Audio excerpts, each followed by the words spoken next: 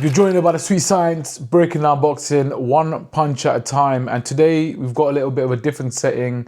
We are going to be talking about and reviewing the show that I went to recently, top tier show called Pivotal, May 3rd.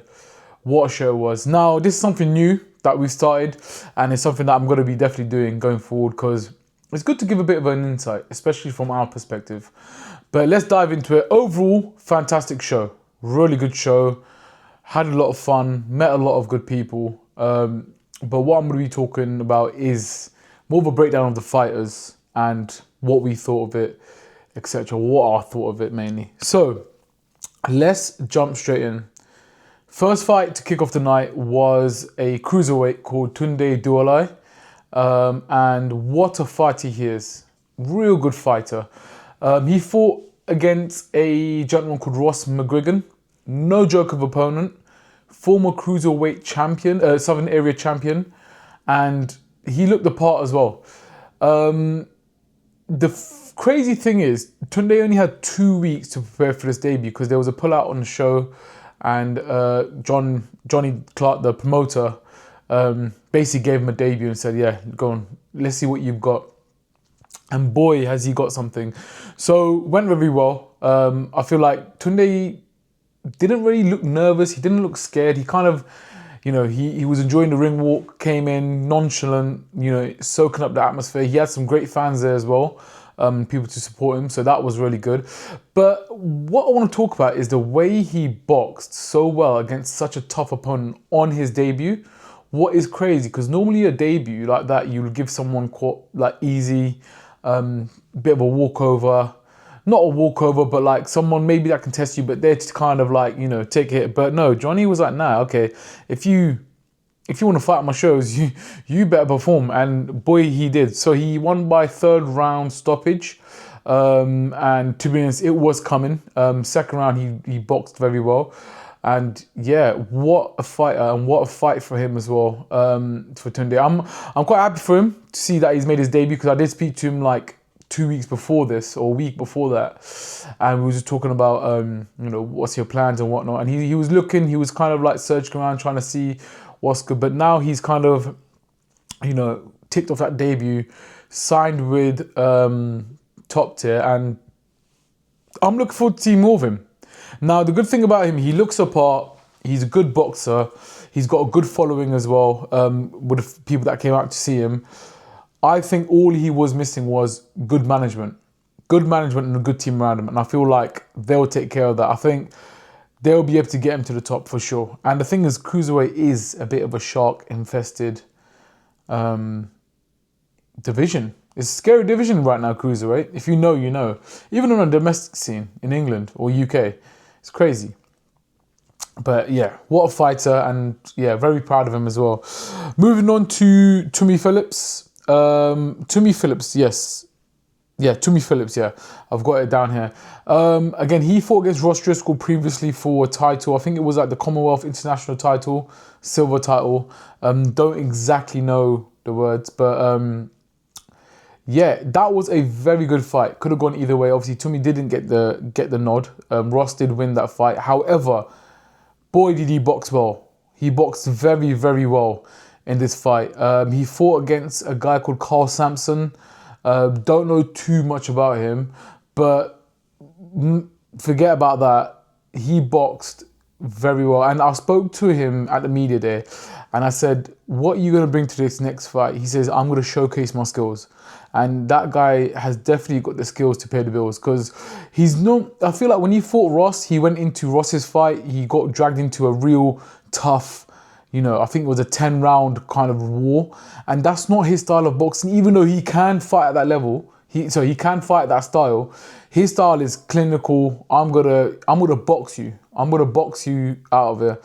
And yeah, great performance. I'm glad he's back to winning ways. And yeah, I think he's a bit of a live one. He'll come back, he'll rebuild, and hopefully he'll be fighting for some sort of title soon. But yeah, very, very good boxer to watch out for.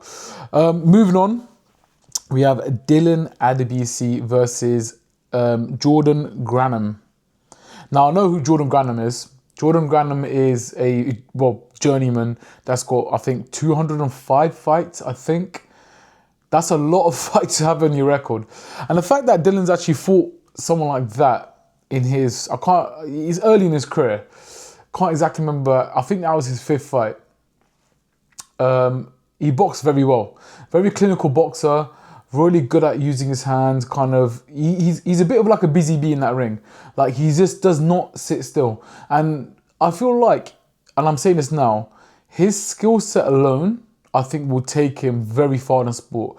Obviously, there's a certain like level you get to where skill set's not enough, but obviously he will get better. He will kind of add more things to his locker and whatnot.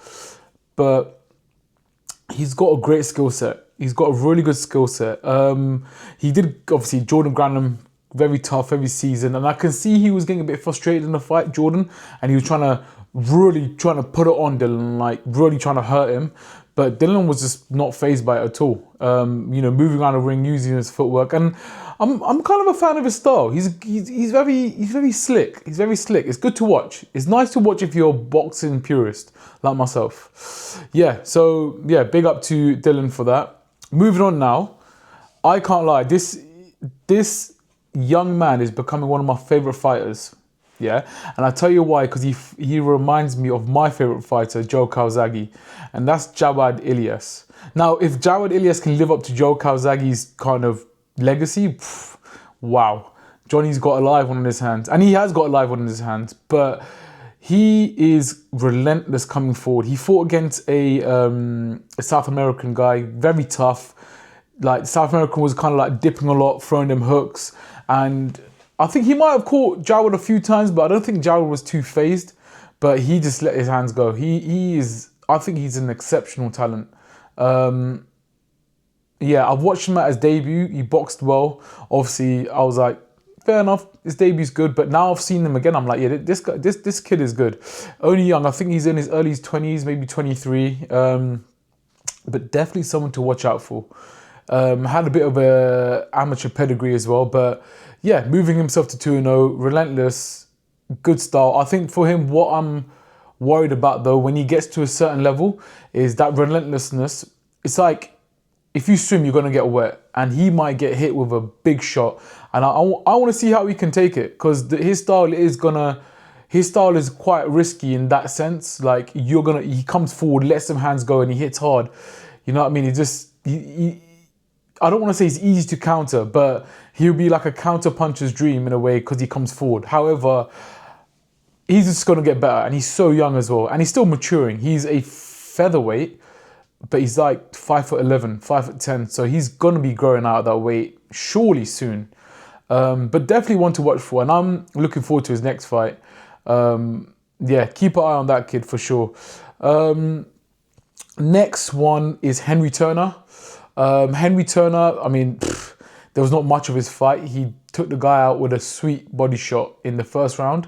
Absolutely disposed of him. Levels above the guy. I think he's on the rebuild though. He lost to Jack Rafferty. I hope I've got that correct, because I don't want to redo this video, but Jack Rafferty, he fought for the British title. Unfortunately came up short, but he's kind of back on a rebuild. And he said to me he's got a big fight coming up. Great boxer, southpaw, slick, smart boxer as well, because he was kind of breaking down the punch to me that he took out the guy with. And I was just like, he knows his stuff. He's quite calculated. Good boxer, young fella as well. Yeah, mid-20s, but young, but he's definitely got a lot of potential. And I think he will definitely get himself back onto the top level, for sure. He definitely belongs there as well, for sure. If he doesn't get back to that level, I'll be shocked. But he's going to get back up there. But it's good to see him kind of, get that win. And yeah, there's not much to talk about his fight. It was done and over in a minute or so. Moving on, Taiwo Masuro versus Musamoyo. What a fight that was. Now, first I want to talk about Musamoyo. What a great boxer he is. This guy is like James Toney-esque. He's slick and slippery. He likes to get on the inside. He likes to use his feet a lot. And it was a good test for Taiwo. Taiwo did pull through. I can't remember exactly what round it was because I was doing interviews, but I did watch. He stopped him, and I think it was the fifth or sixth round. I can't remember exactly because I was doing an interview. But I watched the first 4 rounds, and I was like, okay, this guy's causing problems for Taiwo. But the thing is, with Taiwo, he is a massive puncher for the super middleweight division. He was a massive puncher at light heavyweight. Now he's gone down to super middleweight. It's just he's even stronger. Strong guy, great boxer, but he's a bit of a slow starter, and I can see that kind of played into Musa Moyo's favour. Because Musa Moyo, I'll be honest, he started very well, but after a while, Taiwo kind of like worn him down and kind of used his footwork and just basically just hurt him with a few shots, and obviously the fight was stopped. I can tell them shots were hurting Musa, because when I was ringside seeing them shots, I was like, damn, they were hurting me and I was just watching. But yeah, big up to Taiwo. I think he needs to step up now. He really needs to step up, and he is a big puncher. I feel like he's gonna crunch through, definitely domestic scene. Sorry, he's gonna crunch through that super middleweight / light heavyweight. I think eventually he will go up to light heavyweight. Because he's quite a big fella. He's a big fella as well. But yeah, props off to him. Great performance. And yeah, his last fight was a knockout as well. This fight was a knockout. So yeah, if he keeps knocking out these guys, Johnny's going to have to put him in with someone decent. Decent. That's going to be soon. But yeah, big up to Taiwo there. Now the next fight, personally, this was my fight of the night because it was a gruesome war. Brad Axe. Sorry, I'm going to say it in right order. Kevin Revel versus Brad Axe. What a fight that was. That was a tough test for Brad Axe. Brad Axe did pull through. He did pull through. He got cut in the early round and the first round over the right eye. I'm just trying to imagine it. Yeah, it was over the right eye, I believe. And he pulled through. He didn't start well. Kevin was kind of using his footwork, using his skills in the first few rounds, and that cut didn't help Brad either. But Brad did pick it up towards the end. It could have gone either way. It was so close. It could have gone either way. But yeah, it went to Brad Axe. Fair play to him. I feel like he's gonna need to step up soon as well. But that was a real tough fight. And when Johnny said to me, "I put on 50-50 fights," that's what he meant. And I was just like, wow. If you love boxing and you like to watch a good boxing match, that fight there, oh, mate, you would have got your money's worth. Definitely got your money's worth. If that fight was shown on something like Queensberry or Matchroom or Boxer, there'd be rules made for it everywhere. It was like your eyes would be glued to the screen. But yeah, big up to Brad Axe for winning that and getting through that. Funny thing, actually, I remember when I was in the change room with Brad Axe, I was saying, yeah, you're representing the Royal Navy. Well done, mate. And or something along them lines. And he just looked at me like, I was going to be the 9th round that he was going to have, because he was just like, oh, you can't say that. I'm from the Air Force. So, yeah. Moral story, make sure you know your Army flags or Air Force flags or, yeah. Anyway, moving on. Next fight was Sam Noakes versus Benito Garcia. Now, not much to talk about that. Sam Noakes just, he's miles ahead of Benito. I feel like it was Sam Noakes' kind of comeback fight. He's lost to Abdullah Mason out in Riyadh. And he is on a comeback now. I mean, yeah, great fighter, scary. Built like he's quite built. He looks like a strong fella. Even though he's tiny, but yeah, I wouldn't want to catch a few hooks of him. But yeah, he boxed very well. He's confident, and I feel like he's just going to get himself back up to fringe world level, European level for sure. But yeah, what a guy. Now, moving on to the main event, what a spectacle that was. Now, everybody is going to say main event was the best fight, and it was an amazing fight. Personally, I liked the grit that I saw between Kevin Revel and Brad Axe, but Yasser Algina versus Brad Townsend, I just want to make sure I say that right. What a fight. Two great fighters. Another 50-50 clash. Now, you know what? Let's dive straight into the fight. Yeah, Yasser started very slow, in my opinion. He started slow. He's a bit of a slow starter because I saw him against, I think the guy's name was Mikey Lee Broughton in his previous fight, and this fight he's done the same thing where he starts off slow. Very skillful operator though, very skillful. He's got a lot of skills and a lot of quite a physical boxer as well. Brad Townsend, on the other hand, he is a strong operator.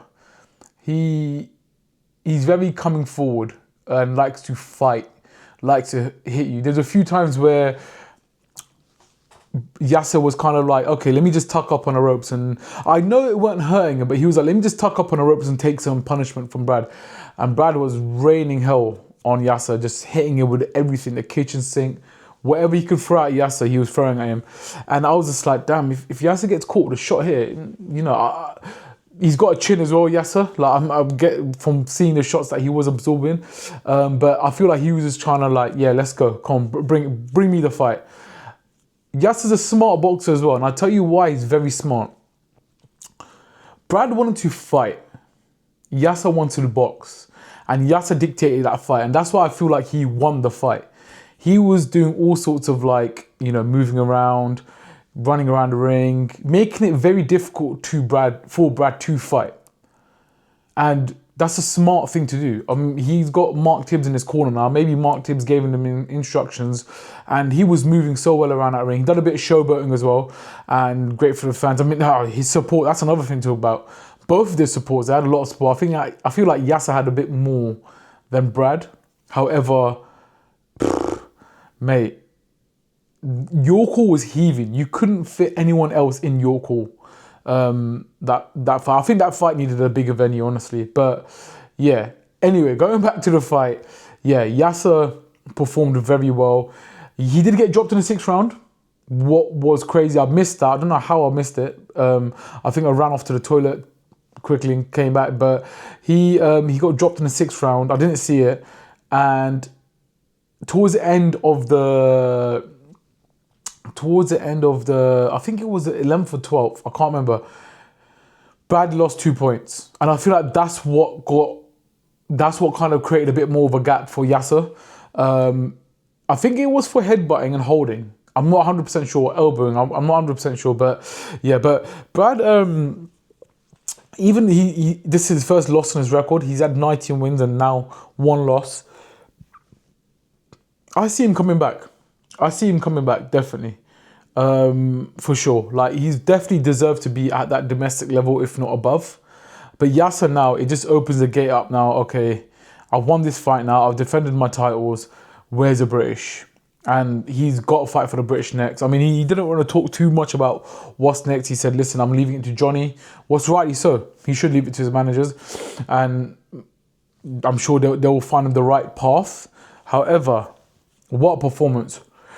And that fight also shows that Yasser can kind of really dig deep, because he had to dig deep a few times in that fight. He had to really, I feel like in the middle of the fight, it was kind of, they were both kind of fighting to sway it their way. And Yasser did kind of like push it more his way, especially with his skills in showboating and moving around and whatnot. And kind of like, you know, excites the crowd and whatnot. But yeah, props off to Yasser. And also another big thing I want to talk about is the tribute he did to his late friends and his grandma that you know, sadly passed away last year. Like that was beautiful. I think that's what boxing's all about.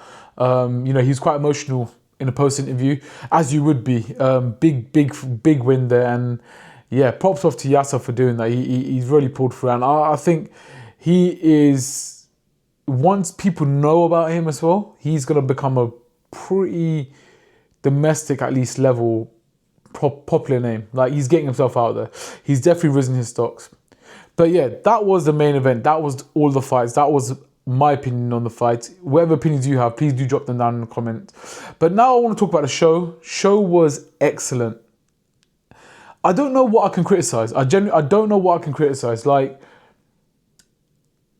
there's nothing to criticize. I'm being genuinely serious. Like, the production was good. The lights, the ambience, the atmosphere. even the ring walks as well. Yeah, that's another thing. If you go to the Sweet Science Instagram, you're gonna see me post a video about a ring walk, and I think that ring walk makes a fight, and it was like, you know, it was quite motivating because I was thinking to myself, I wouldn't mind boxing right now, seeing that ring walk. But yeah, ring walk was phenomenal. It was very smoothly ran as well. Fights happened. I feel like the first fight was a little bit delayed, but I'm not sure exactly when it was supposed to start. But it went smoothly. You know, fight after fight, fight after fight. Obviously, there was a few breaks between fights, but yeah, Johnny put it on, or put on a spectacle for everyone there. And if I was a paying fan and I paid good money to watch that, I'll be pretty satisfied with the boxing that was on show and everything together. And I've been to a lot of shows. I've been to a lot of Queensbury, not a lot, but like enough to know Queensbury Matchroom Boxer, and I feel like Johnny does belong in that level. Now, no, I'm not saying he's better than Queensbury or Matchroom or Boxer yet, but if it was a league table, let's say if it was a Premier League table, yeah, let's say you got all the 4 leagues and you got all the boxing promoters and you got Matchroom, Queensbury and Boxer. Let's say Matchroom's at the top with Queensbury, they're both fighting, and then you got Boxer just underneath. You got like GMB Sports in the middle. I'm just trying to think of anything else. Let's just think domestic level right now. Yeah, I feel like Johnny's in that lower range of the top table, and that's no disrespect to him at all.